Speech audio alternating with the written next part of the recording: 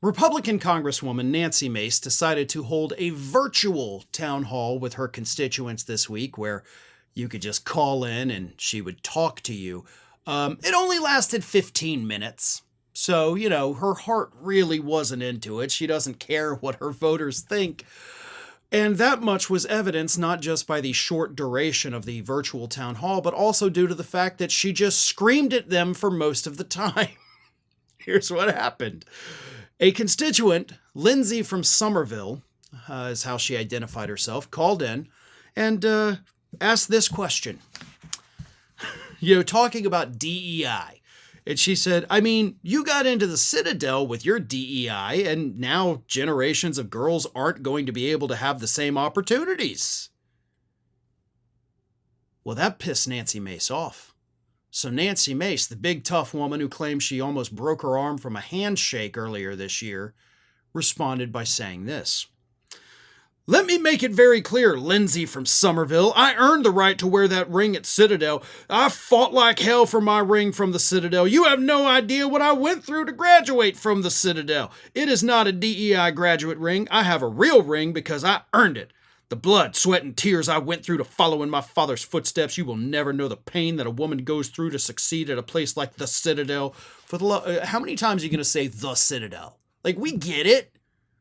You don't have to keep referring to it by name. We get it. And clearly you're just bragging at this point. You wouldn't last an hour. So don't give me that about DEI. You sound like someone who wants men in women's spaces. And I got to tell you, I will never allow it, not over my dead body.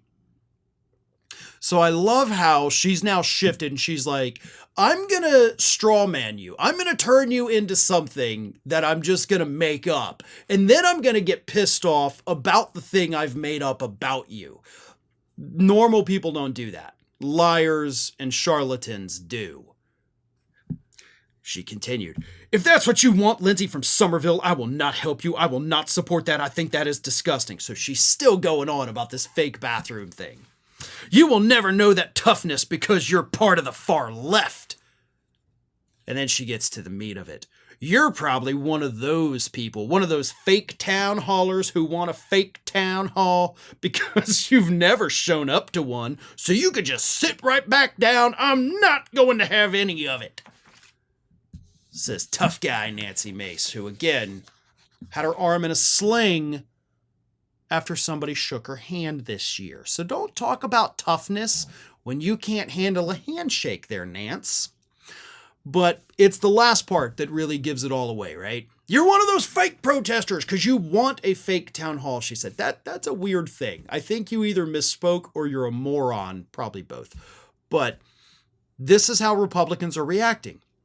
Happened 2 weeks ago, another Republican, I forget their name, but anyway, they did a town hall in person because they were braver than Nancy Mace. By the way, let's talk about that. You're not as tough as me. If you were so tough, Nancy, go face your constituents in person. You didn't even do it on video chat. You literally did it on the friggin' phone. That's how scared you are. You don't even want to see their faces, you friggin' coward. But anyway, 2 weeks ago, Republican goes out, does a town hall, boos, jeers, everybody pissed off, ends up leaving early. And again, they dismissed it. Well, it's just a bunch of agitators. These paid liberal protesters, right? Paid protesters who nobody can seem to find a single payment being made to them.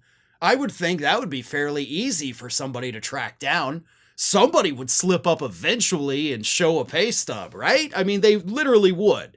People are kind of dumb sometimes. And if people were being paid to go to these protests or to these town halls and whatever, somebody would have slipped up by now, or somebody would have uncovered it by now.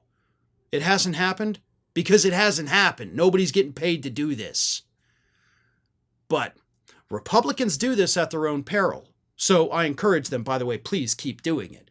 Because if you think that everybody that dislikes your policies is somehow some kind of paid agitator or somebody that doesn't actually live in your district, go ahead and keep thinking that.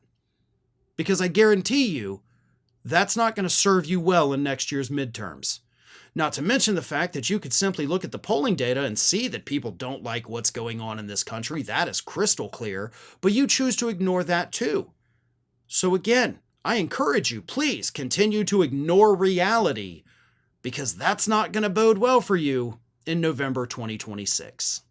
Thanks for watching, everybody, and if you're not already, please subscribe to the channel. We got fresh content every day for you. And if you want to follow us across social media, make sure you check out all of the social links that we have posted in the description of this video.